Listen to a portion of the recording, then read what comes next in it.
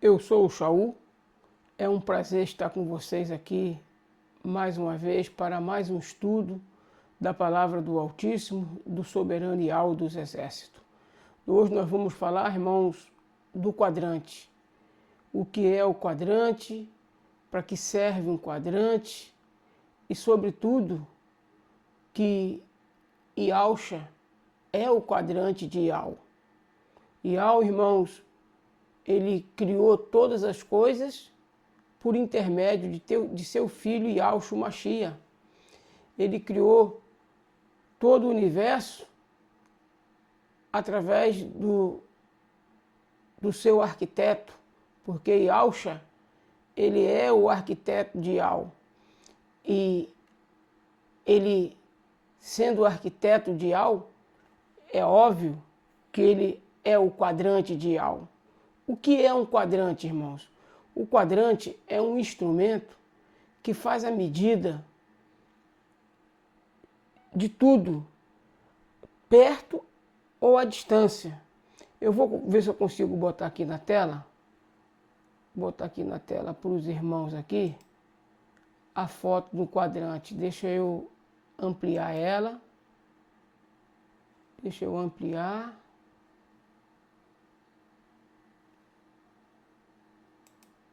Vou ampliar aqui, irmãos.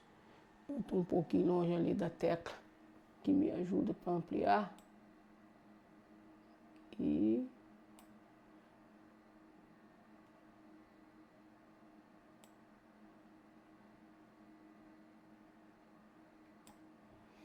eu não sei. Deixa eu ver aqui. Ela está aqui. Está aqui. Deixa eu ver se eu consigo trazer um ângulo maior ao ampliar. Deixa eu ver como é que está aqui para vocês. Opa, está ampliando bem. Acho que deu. Eu acho que eu nem preciso ampliar mais não. Deixa eu ver aqui se vai.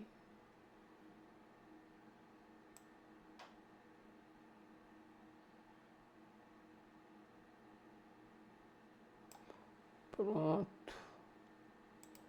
Deu para ampliar aqui para vocês. Então, irmãos, o quadrante, ele é esse instrumento aqui, ó.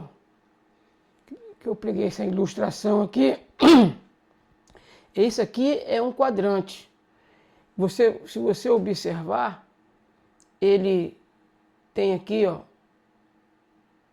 uma forma de uma ponta de um quadrado e embaixo ele é um quarto de círculo, porque um quarto de círculo, quando você vai fazer a medida no quadrante, por exemplo, uma ilha que está a muitos quilômetros de distância, o capitão da embarcação avistou a ilha e ele precisa saber mais ou menos que tamanho tem aquela ilha. Então a náutica usa um quadrante, porque pode ser a distância que tiver.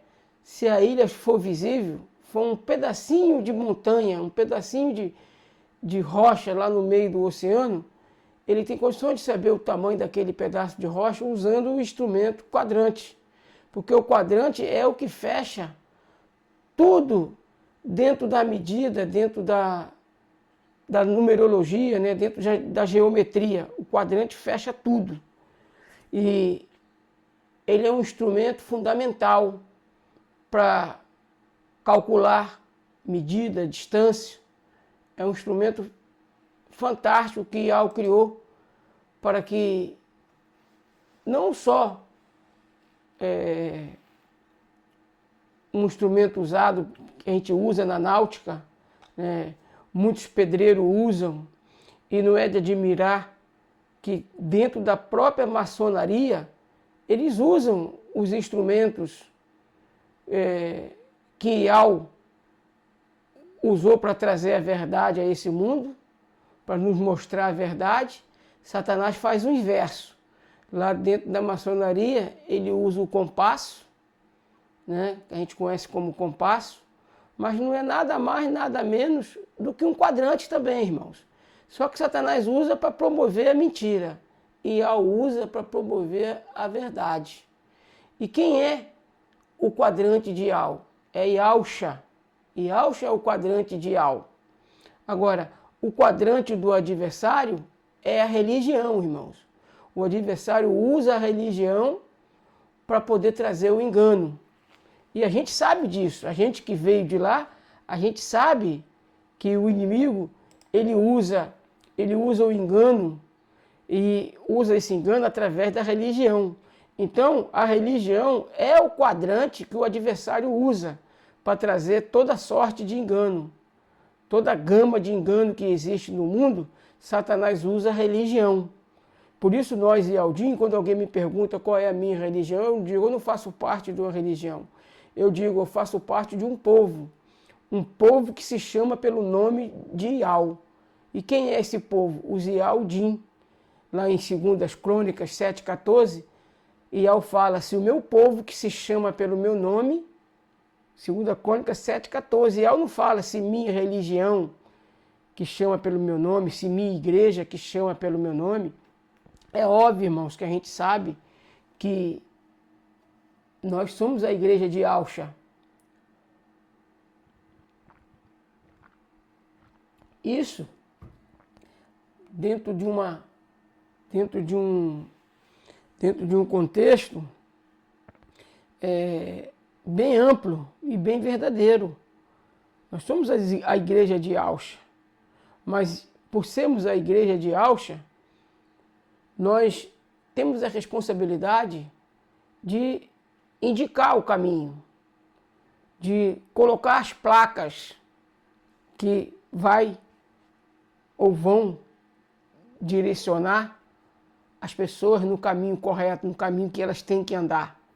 Então, Ialcha é o quadrante de Ial. Ialcha é o quadrante de Ial. E nós, o quadrante de Ialcha. Por quê? Porque Ialcha, através de nós, ele mostra o caminho para as pessoas.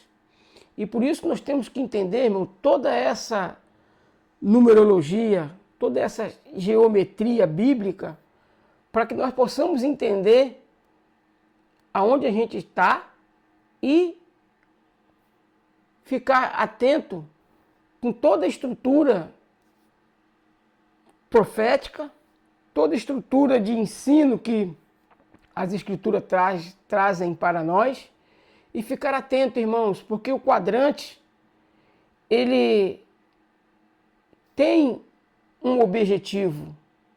E se você for parar para analisar, por exemplo, 40,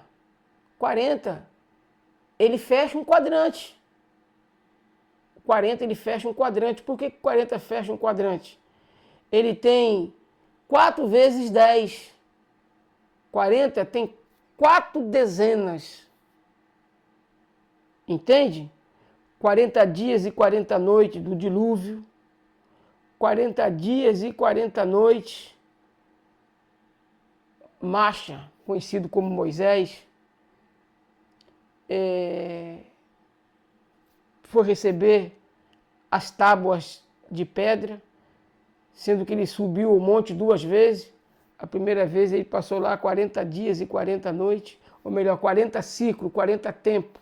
Onde você ouviu a palavra aí, que não era para mim falar, que é a abreviação do inimigo, lá dentro do hebraico, a palavra dia, irmãos, é a abreviação lá do nome do diabo.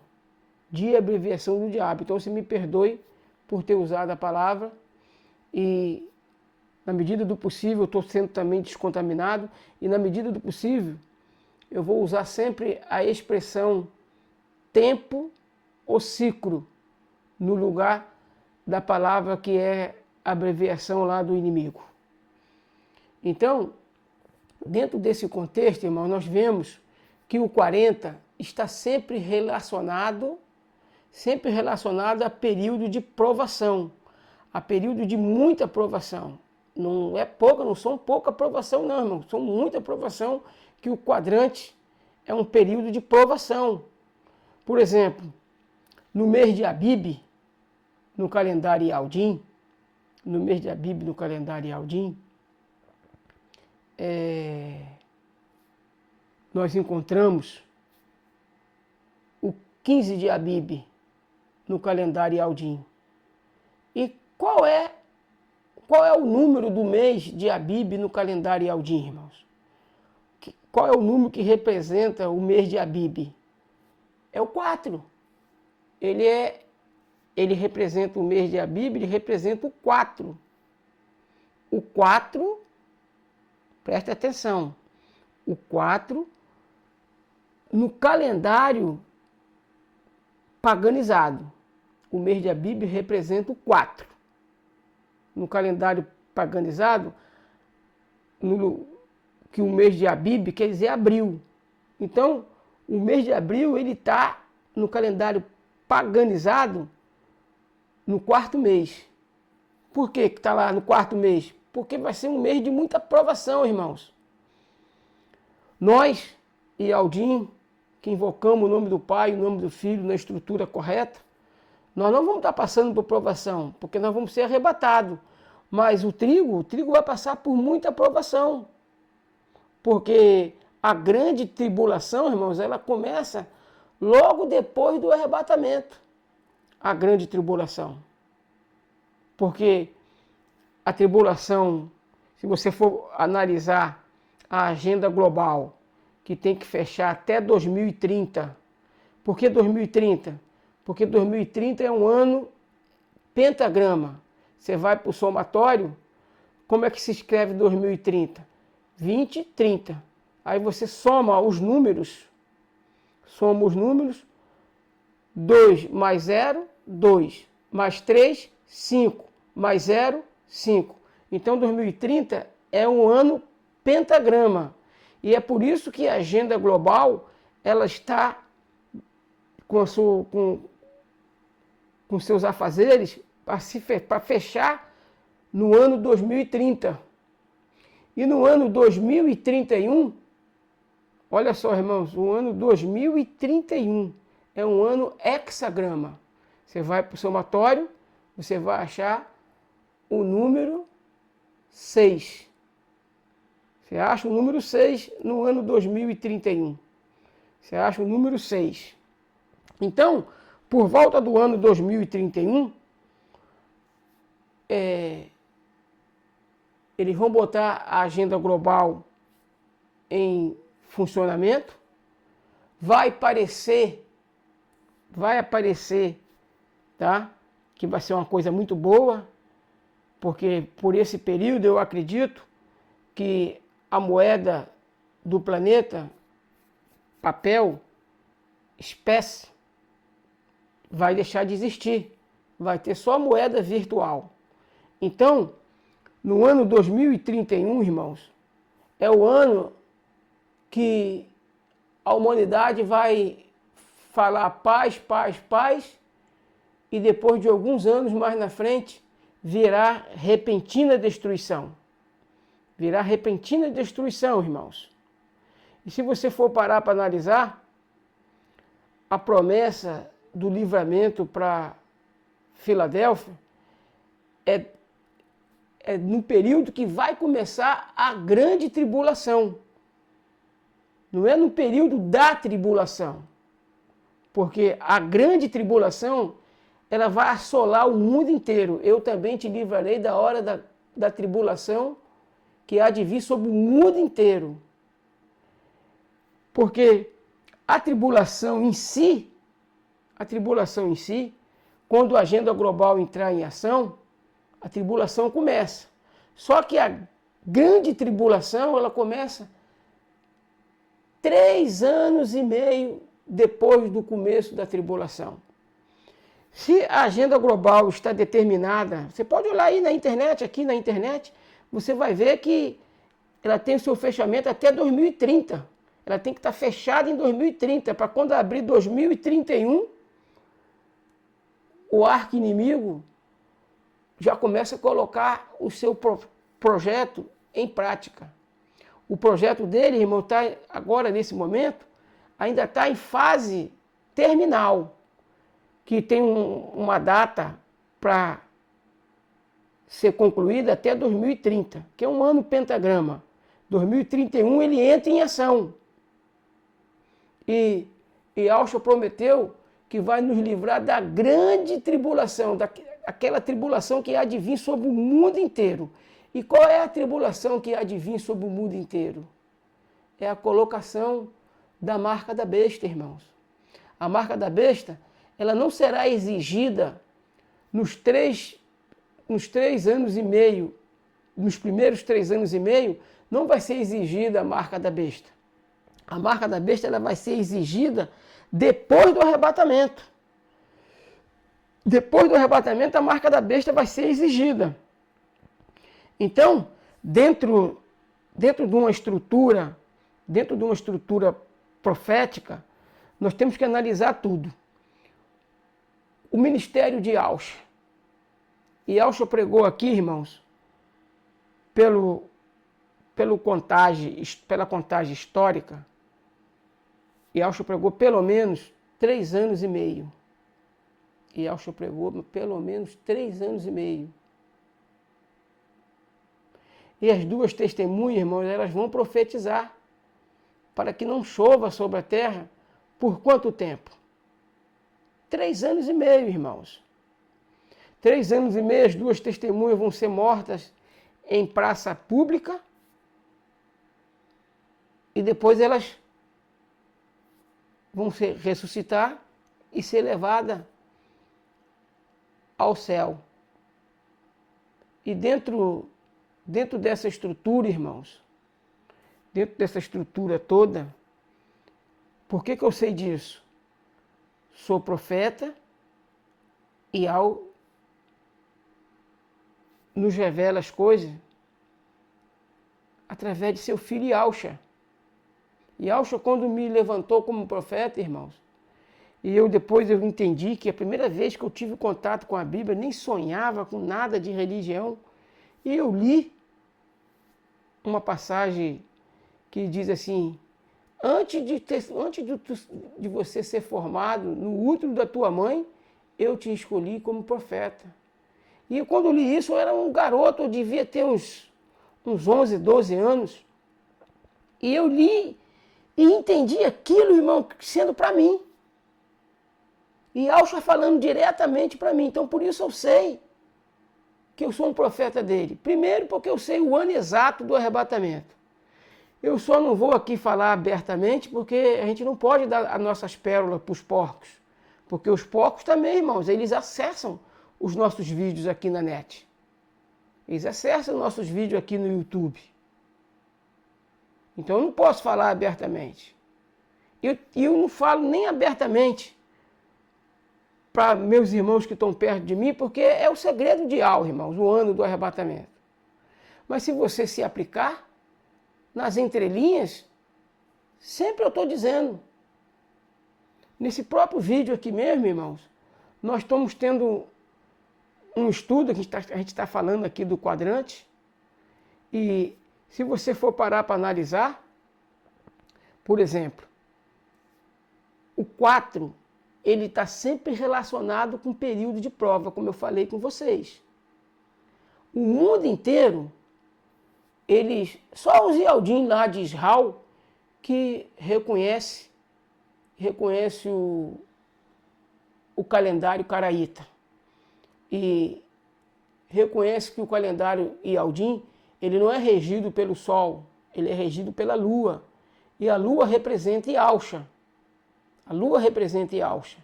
A mulher com a lua debaixo dos pés é a igreja que tem Yahshua como base. Entendeu? E o quadrante, irmãos, ele é tremendo. Eu vou mostrar para vocês o quadrante no calendário Yaldim.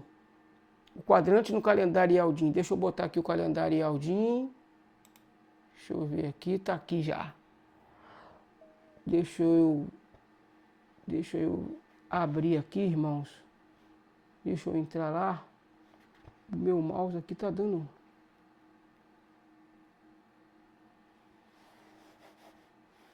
Cadê? Aqui. Deixa eu entrar aqui. Aqui, ó. Você pode observar, vocês observem bem, que o calendário Yaldim, ele é um calendário de 13 meses, irmãos. 13 meses. Ele é um calendário de 13 meses. Porque ele é regido pela lua. O verdadeiro calendário, ele não é regido pelo sol. Ele é regido pela lua. Ele foi todo arquitetado com a estrutura lunar. Por que estrutura lunar? Porque cada ciclo lunar, irmão, são de 7 ciclos. Cada ciclo lunar são 7 ciclos. A cada semana muda de fase a lua. Sendo que durante dois ciclos do mês a lua não aparece. Isso representando Yalcha. Nós vamos em 2031, nós vamos fazer 2000 anos que Yalcha não se manifesta de modo sobrenatural nessa terra. 2000 anos vai fechar. 2031 vai fechar 2000 anos. A lua não aparece por 2 dias, ou melhor, por 2 ciclos do mês. Cada mês, 2 dias, ou melhor, 2 ciclos, 2 tempos, a lua não aparece. Entendeu? Por quê? Porque a lua representa Yalcha, irmãos. E vai fazer 2000 anos que Yalcha não aparece. Que Yalcha não se manifesta.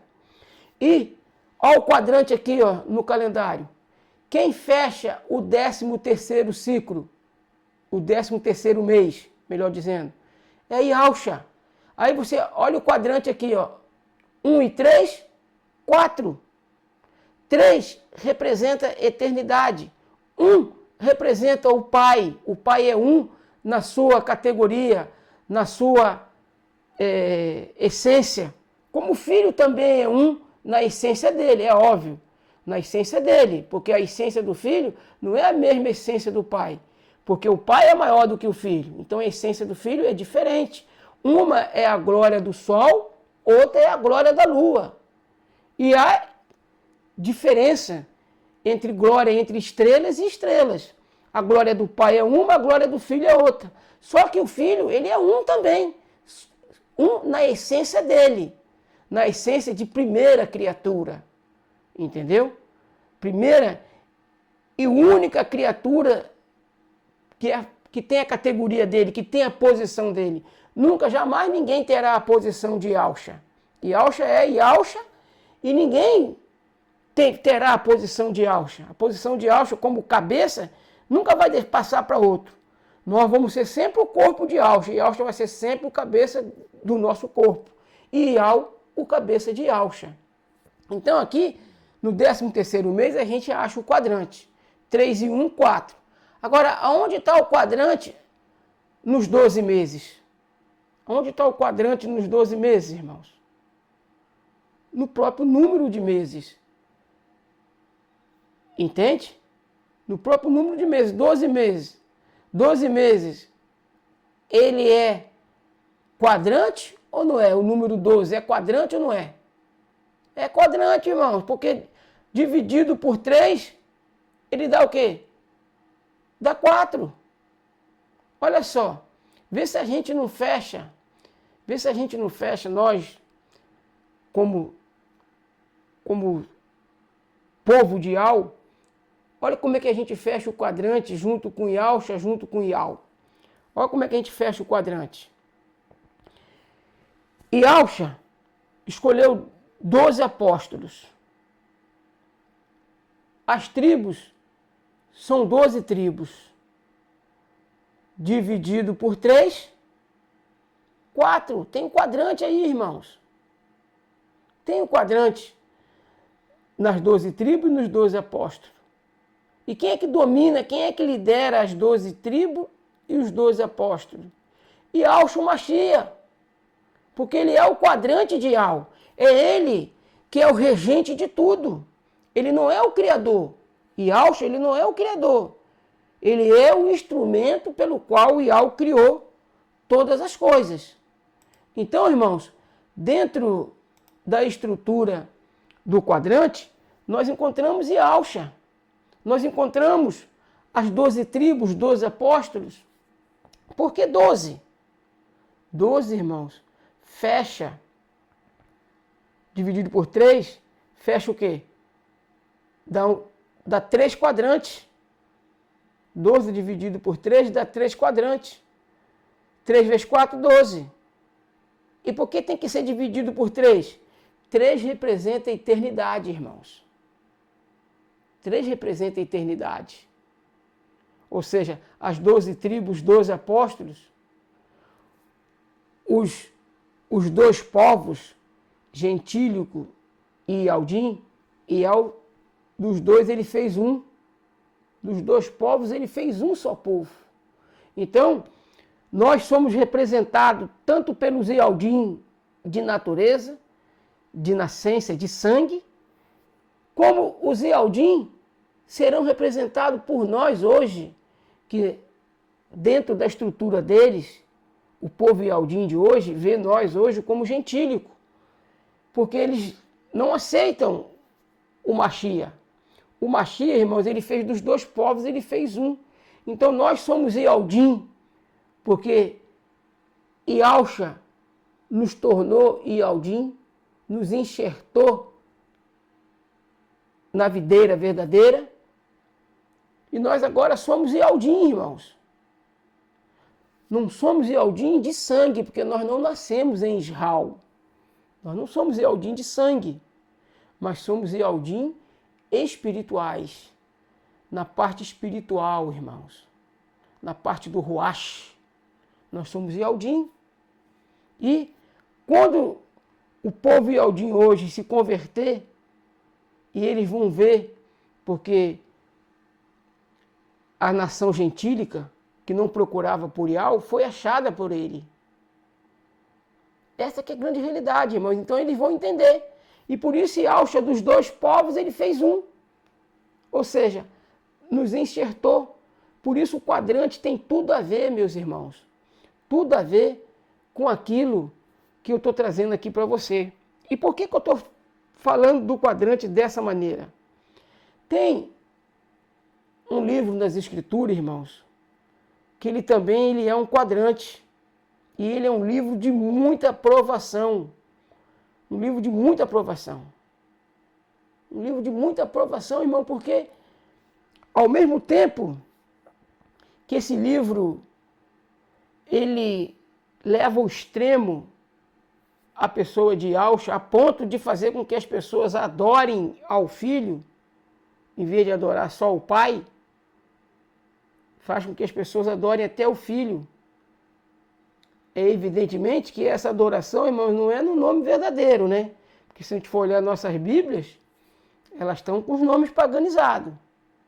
Eu queria ter uma Bíblia de PC para me poder ensinar, uma Bíblia hebraica, né? Que, lógico, traduzida para o português.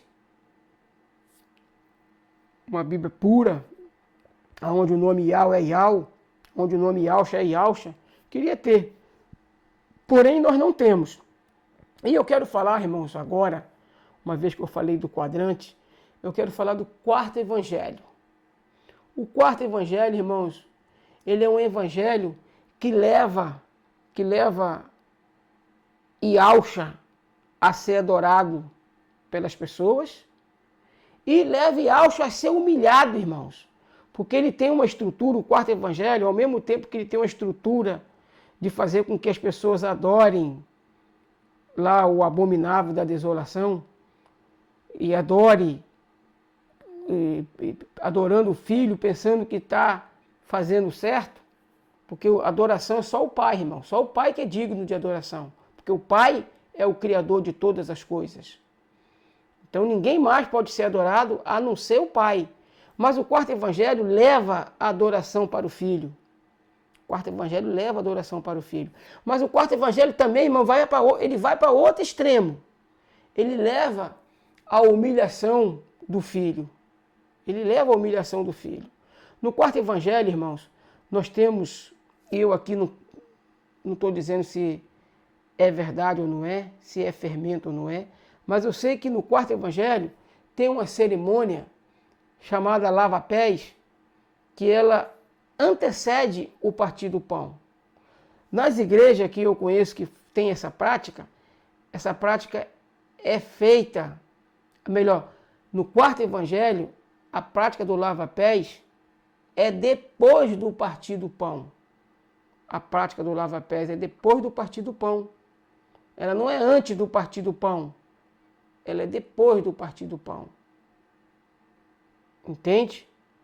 E das igrejas que eu conheço que tem essa prática, eles primeiro fazem o lava-pés e depois eles fazem o partir do pão. E no quarto evangelho, a história lá é diferente. Participam-se do partir do pão e depois tem o lava-pés.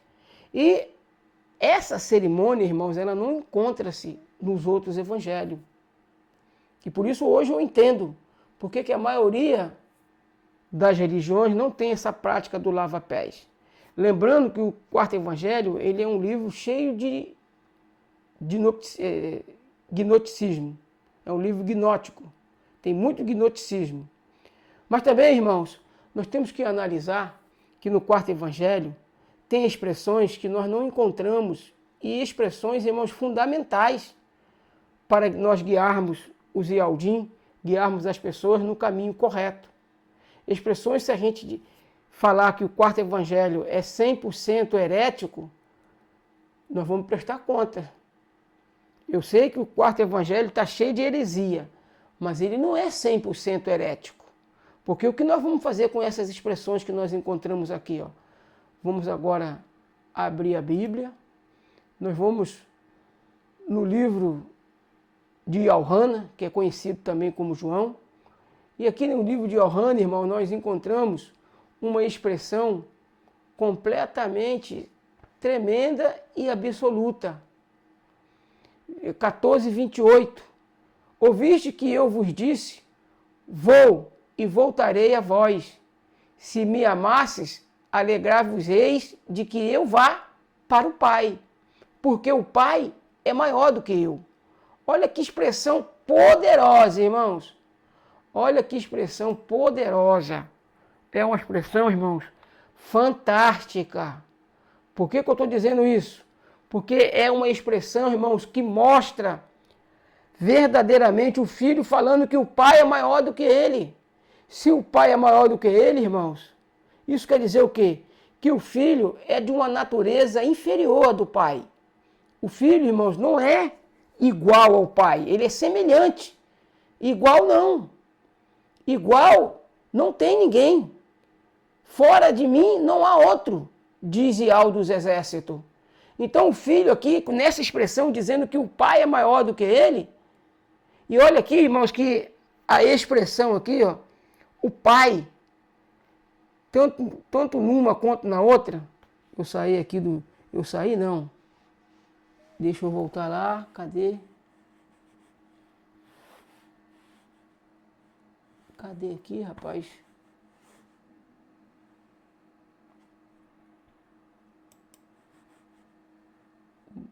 Aqui. Aqui. 28. 14, 28. Deve ter saído até do livro, varão.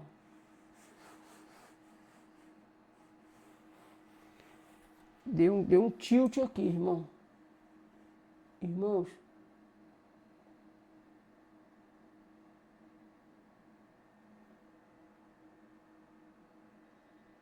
O pai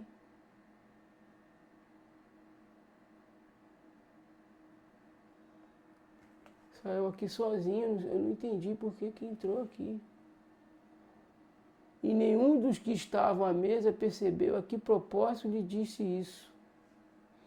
Mas não é aqui não.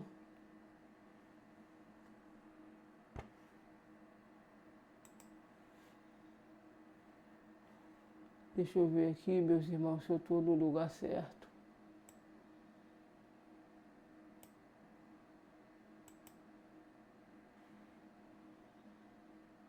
Deu aqui um tilt tremendo, meus irmãos.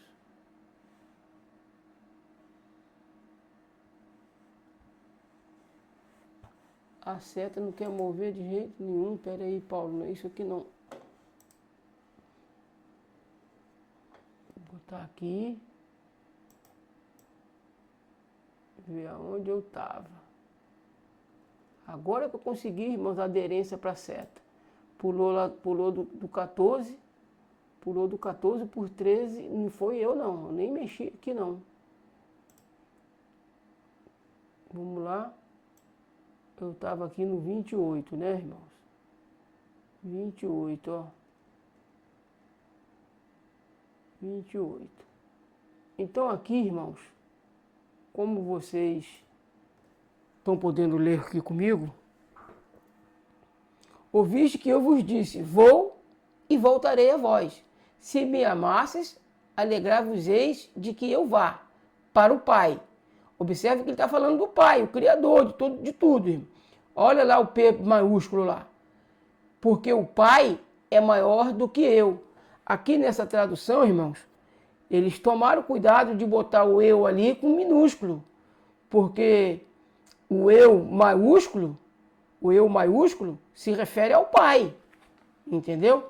Você vê aqui nessa tradução, e acha realmente o eu aqui não é o eu sou que se refere lá ao Pai. O Pai, quando se apresentou para Moisés através de Alcha na sarça, ele se apresentou como o eu, na maiúscula. Porque o Pai, o eu do Pai, tem que aparecer na maiúscula, porque o Pai é maior. E aqui nessa tradução, irmão, que eu estou usando, essa tradução aqui, o eu está certinho. Porque o filho é menor do que o pai. Então o eu do filho não pode ser maiúsculo, porque ele é menor do que o pai. Está vendo? Porque o pai é maior do que eu. Que expressão, irmãos! Nós não encontramos essa expressão em nenhum outro livro das Escrituras. Por isso eu digo para vocês que é perigoso. É perigoso é perigoso nós termos a coragem de paganizar todo o livro de Yohana, porque tem gemas de verdade que não aparecem em nenhum outro lugar das Escrituras. Eu vou dar uma lida agora com vocês, aqui ainda em Yohana, conhecido também como João, capítulo 4, versículo 22. Olha que gema da verdade tremenda, irmãos. Eu nunca vou ter a coragem de dizer que esse livro é 100%, ou melhor, todo herético, conforme eu já ouvi falar. O livro, irmão, não é todo herético. Olha que Alcha conversando com a mulher samaritana nesse contexto aí. Ela estava preocupada em saber aonde que era o lugar de adorar, entendeu? Eu vou ler do 21. Eu vou ler o contexto aqui, irmãos. Vou ler aqui, ó.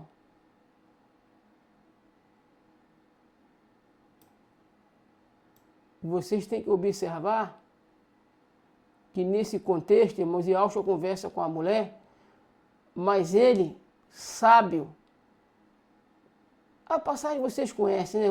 Vou ficar aqui só no 22 mesmo, que vocês sabem o diálogo com a mulher samaritana que Alcha teve. Mas antes dele ter esse diálogo com a mulher samaritana, irmãos, ele dispensou os discípulos, mandou eles irem à cidade para comprar mantimento, porque ele queria ficar sozinho, para que os discípulos não escandalizassem dele. Então ele dispensou os discípulos, porque ele queria ficar sozinho com aquela mulher. E olha que era complicado ficar sozinho com uma mulher. Mas ao mesmo tempo que ele teve essa conversa em particular, depois quando os discípulos vieram, ele não estava mais com a mulher sozinha, estava com a mulher e com um monte de outras pessoas que a mulher trouxe para ele. Mas o contexto ali, irmãos, a gente conhece, era o lugar de adoração. E Alcha disse para a mulher, não é nem neste monte, deixa eu ler o 21. Lê o 21. Disse-lhe Alcha, mulher, crê-me, a hora vem em que nem neste monte, nem em Alxalaim adorareis o Pai. Vós adorais o que não conheceis, nós adoramos o que conhecemos, porque a salvação vem do Zialdim. A salvação vem do Zialdim, irmãos. Aqui no lugar dessa palavra aqui, tem que ser lido Yaldim, porque é o correto. Aqui, no lugar dessa palavra aqui, tem que ser lido Yaldim. Então, meus irmãos, dentro desse contexto todo, que a gente acabou de ver agora aí, nós temos que entender, irmãos, que dentro da estrutura profética, dentro da estrutura bíblica, de tudo que nós conhecemos, deixa eu tirar isso aqui. Dentro da estrutura bíblica, de tudo que nós conhecemos, nós temos que prestar atenção, irmãos, no que falamos. Nós temos que nos ouvir quando formos falar. Porque, irmãos, a capacidade de paganizar todo um livro é algo muito forte, irmãos, e muito corajoso. Porque as Escrituras, irmãos, ela nos adverte que nós não podemos nem tirar e nem pôr. Nós não podemos acrescentar nada nas Escrituras e nem tirar. Porém, entretanto, nós temos que tomar cuidado com os fermentos dos fariseus. E como eu disse a vocês, dentro dessa categoria toda, dentro dessa estrutura toda, está cheio de fermento, irmãos. E o livro, o quarto evangelho, é o livro de mais provação que existe dentro das Escrituras. É um livro que muitos são tentados a adorar o Filho, porque é a ênfase que o livro dá. Satanás, irmão, se meteu no calendário, ele confeccionou, né? Ele fez um calendário pagão para poder enganar a humanidade. Por que ele não ia mexer nas Escrituras, irmãos? Por que Yahshua disse que nós temos que tomar cuidado com o fermento dos fariseus?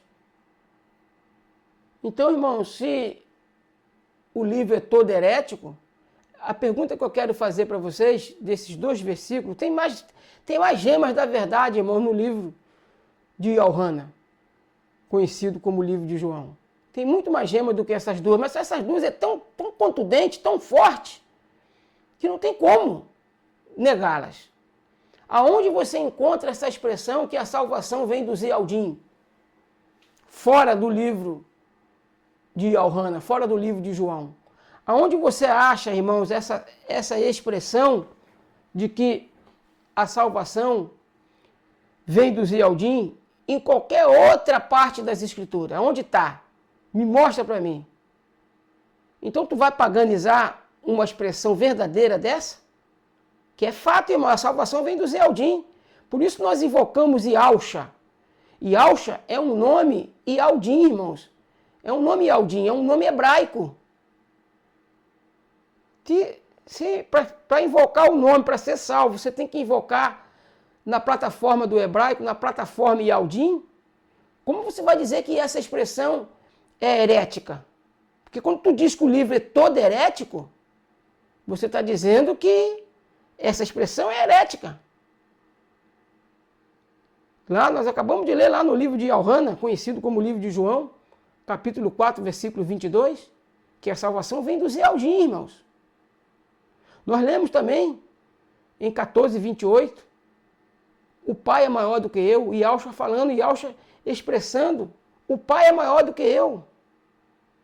Por isso só o Pai pode ser adorado. Por isso o Pai é ensinado em toda a Bíblia. Por isso que Yahshua, irmãos, é o porta-voz do Pai. Ele não é o Pai, ele é o porta-voz do Pai. E Yahshua, irmãos, é o quadrante do Pai.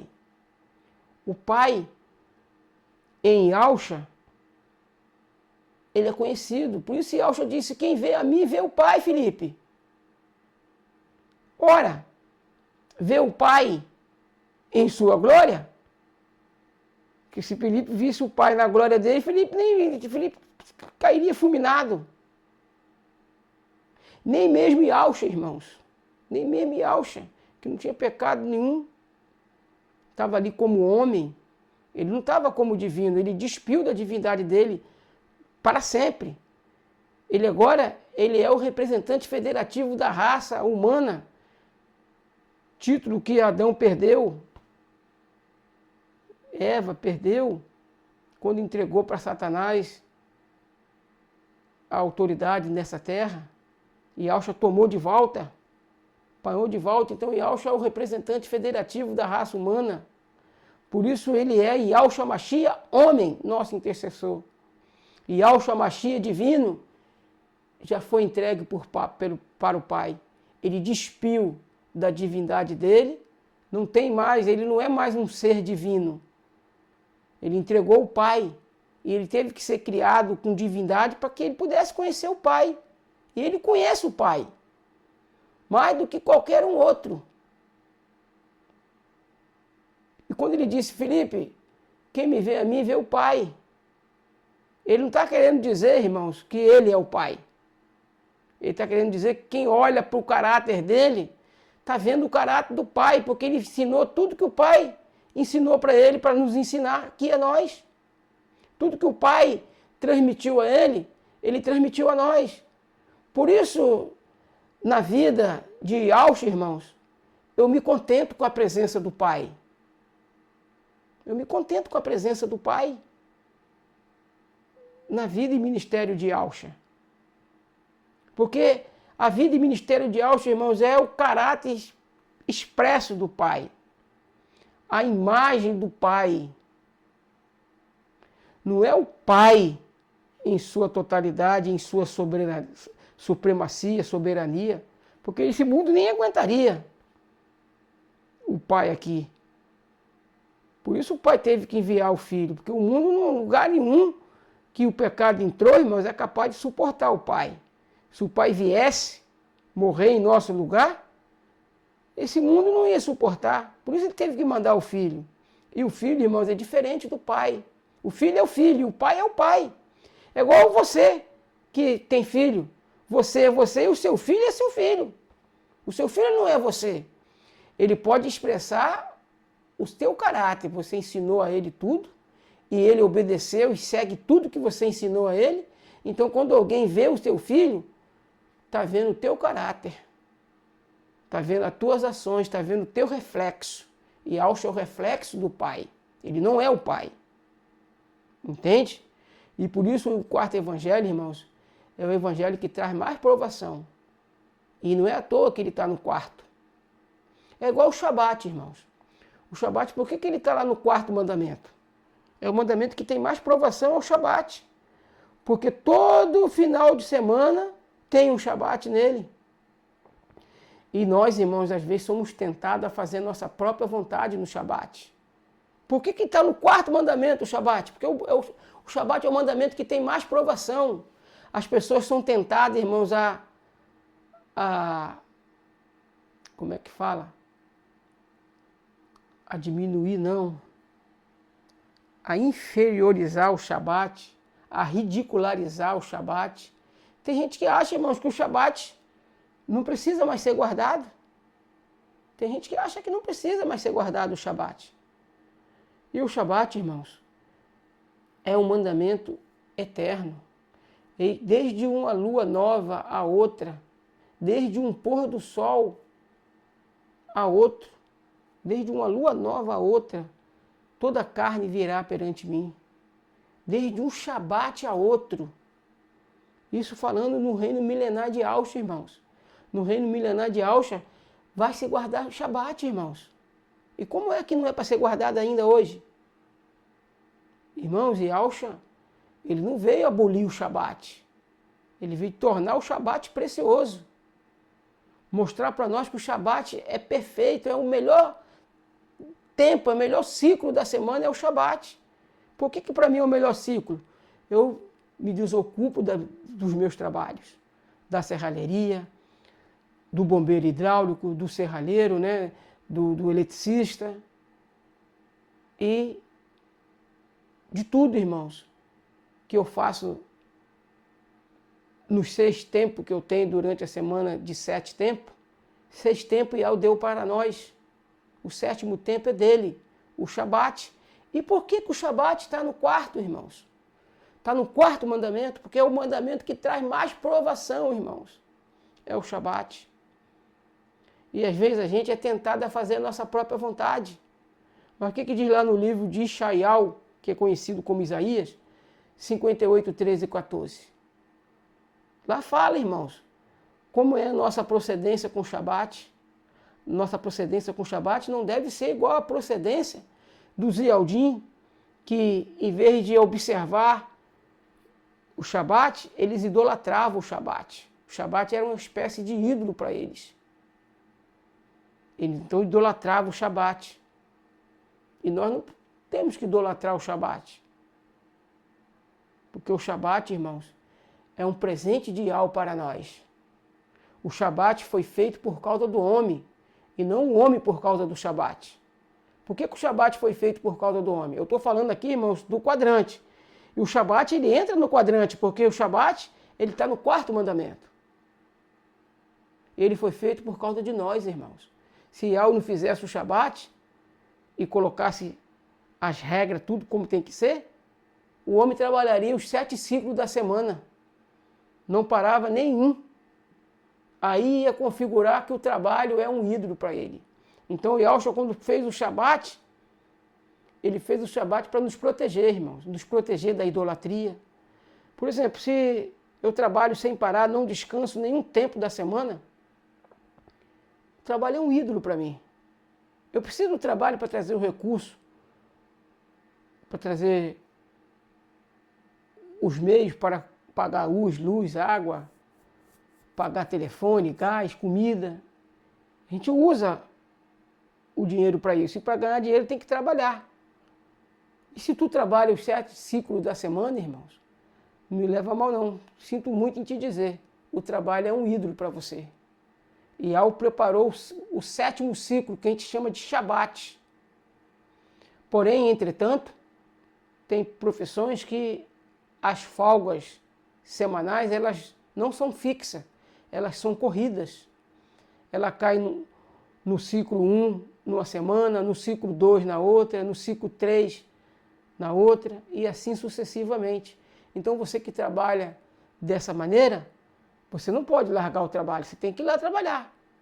Sendo que quando chegar no Shabat, você tem que ter tua mente voltada para Yahweh e dizer: Yahweh, estou aqui trabalhando, socorrendo a minha ovelha que caiu no buraco, mas eu queria estar descansando.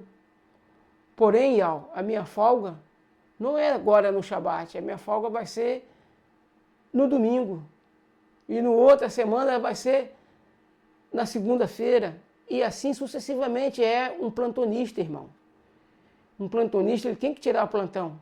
E quando cai o plantão no Shabat, ele tem que ir lá tirar. É quando a ovelha dele cai no buraco, ele tem que ir lá socorrer.